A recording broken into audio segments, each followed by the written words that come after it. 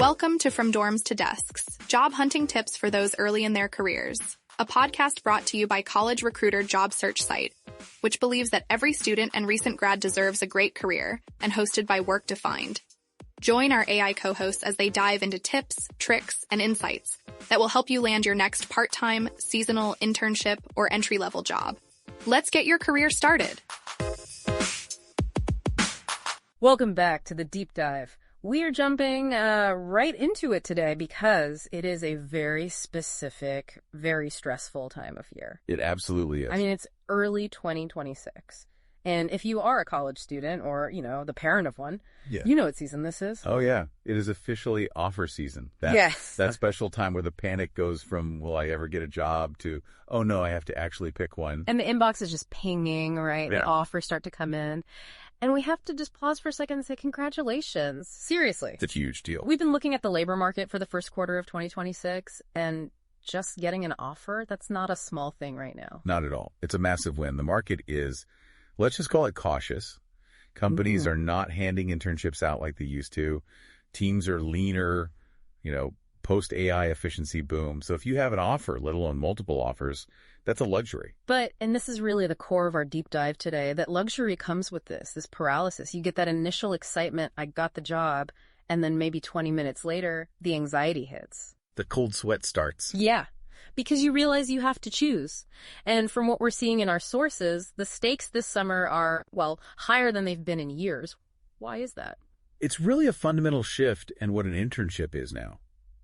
I think we need to stop thinking of them as just a summer experience. Or just a resume booster. Exactly. In 2026, an internship is a 3-month audition. Full stop. An audition? Wow, that sounds intense. Like you're trying out for a lead role. In a way, you are. The hiring trends are so clear on this. Companies are using these intern programs as their main pipeline for full-time hires. They want to try before they buy.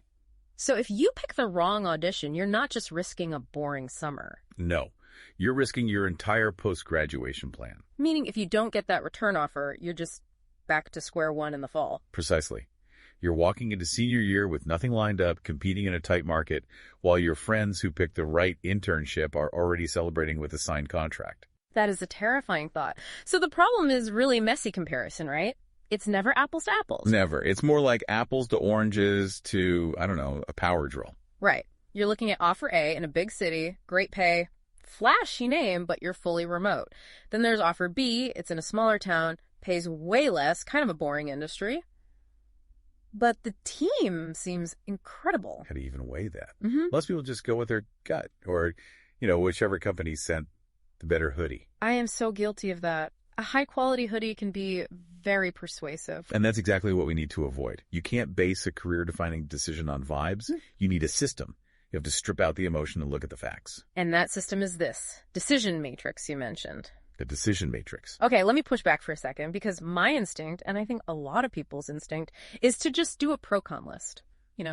Ben Franklin style.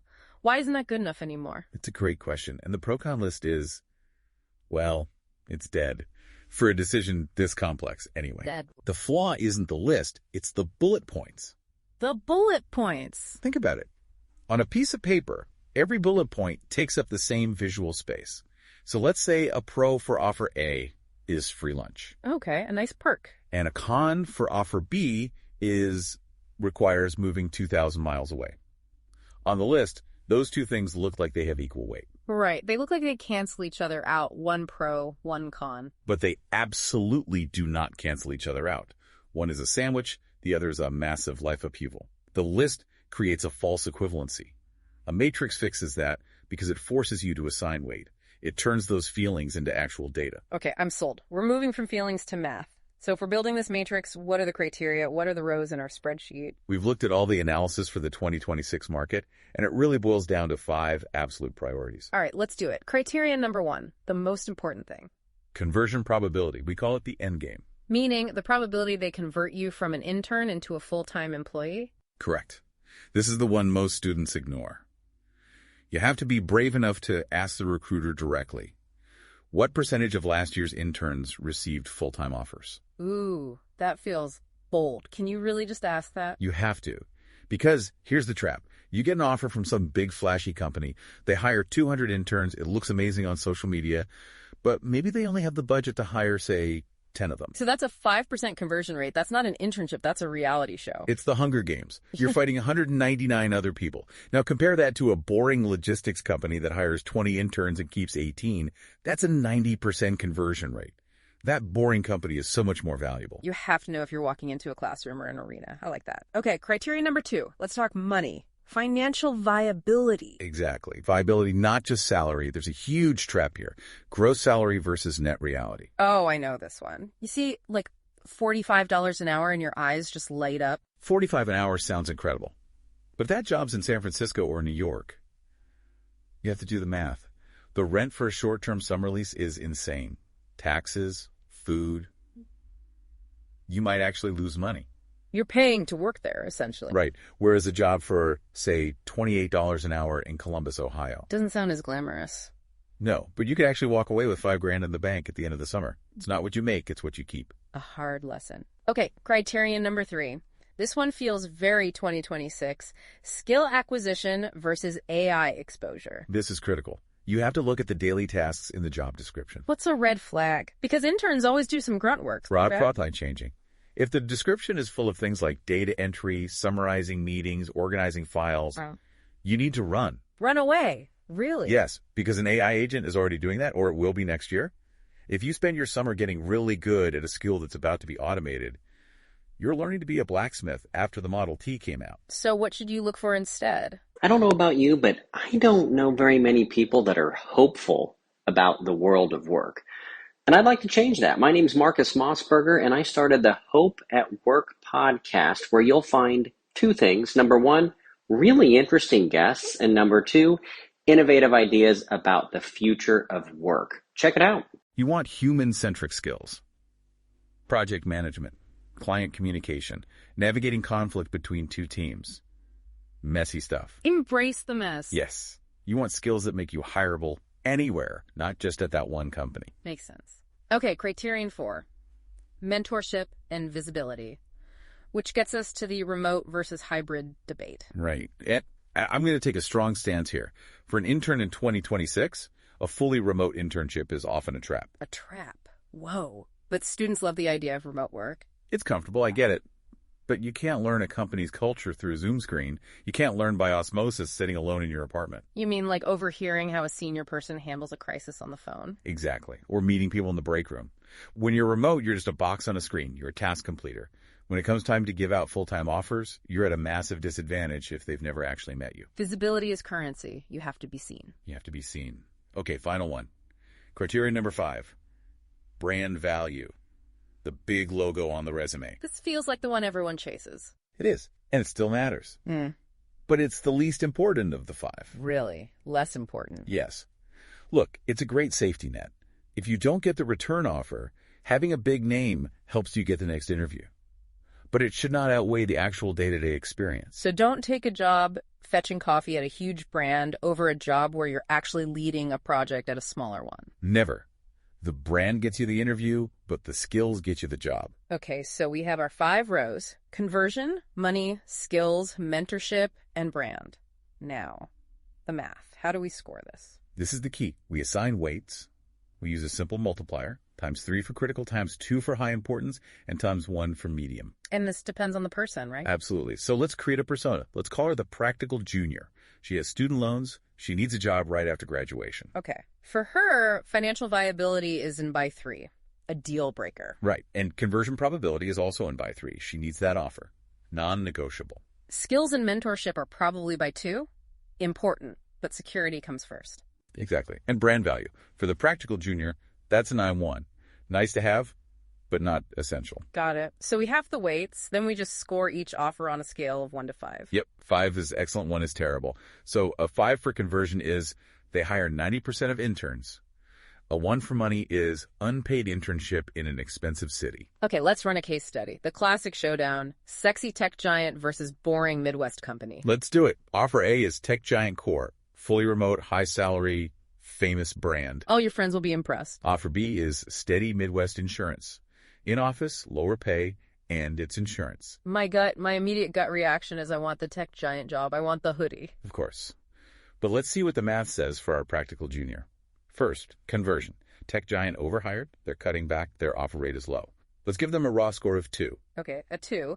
And since that's weighted up by 3, that's only 6 points. Ouch. Now, steady Midwest Insurance. They hire for retention. They convert 80% of their interns. That's a raw score of 5. Multiplied by 3, that's 15 points. The boring company is already crushing the cool one. 15 to 6 on the most important factor. Wow. Okay, what about mentorship? Tech giant is remote.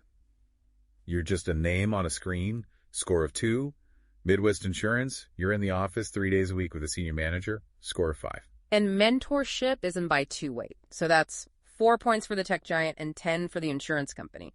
This gap is getting huge. Now, for money, let's say after you factor in cost of living, it's actually a tie. They both get a 3. It's a wash. Okay. And then brand value, tech giant wins here, obviously, a 5. Insurance gets maybe a 2. But remember the weighting. Brand is only by 1 for our practical junior. So that's 5 points versus 2. It's not enough to close the gap. So the final scores. When you add it all up, tech giant core comes in at 34. 4, okay. And steady Midwest Insurance gets a 45. 45, that's a landslide. That's not even a question. It's a blowout. And this is the insight. Your heart is drawn to the flash of the tech giant, but the math proves the Midwest offers the smarter, safer, better career launchpad. It just completely flips the script. The boring option is actually the power move. Exactly. It quiets the noise of what will my friends think and turns up the volume on what's actually good for my career. So last step, the gut check. Do we just blindly follow the spreadsheet? Not blindly. The matrix is a tool, not a dictator. It's there to show you the logical choice, but you still have to live that choice. So what do you do with the result? You look at that score, 45 to 34, and you pay attention to your immediate emotional reaction. If the winner, steady Midwest, makes you feel genuinely depressed at the thought of going there, you need to stop and ask why. Right, because dread is also a data point. It absolutely is. Maybe you weighted your criteria wrong. Maybe brand really isn't by 3 for you, and you're willing to take that risk. That's okay, as long as you're honest with yourself. Or maybe you picked up on a bad cultural vibe in the interview that the numbers didn't capture. Right. Use the data to inform your intuition, not to replace it. But if you're only hesitating because one job isn't as cool, trust the math. You had that great analogy about the rocket ship. Yeah. Think of this as a rocket launch for your career. The best launch pad isn't always the coolest looking rocket. It's the one with the most reliable engine, the one that will actually get you into orbit, even if it's painted beige. Even if it's painted beige, that's fantastic. This whole process just takes the panic out of it. Instead of just worrying, you open a spreadsheet. It gives you a sense of control, and in a market that feels so out of control, that's everything. Well, before we wrap, I want to leave everyone with one last thought. We started this by calling the summer an audition. Right. So here's the question you should ask yourself. Are you picking the stage where the lighting makes you look cool to your friends? Or are you picking the stage where the casting director is sitting in the front row, holding a contract, ready to hire somebody? That's it. Are you performing for the audience or for the job? Great stuff. All right, listeners, get those spreadsheets ready. And good luck. You've got this. Thanks for diving deep with us. We'll see you next time. This has been From Dorms to Desks, job hunting tips for those early in their careers. A podcast brought to you by College Recruiter job search site, which believes that every student and recent grad deserves a great career. Each episode, we dive into tips, tricks, and insights that will help you land your next part-time, seasonal, internship, or entry-level job. Subscribe to this podcast for free now, so you don't miss an episode, and visit www.collegerecruiter.com to find your next great job.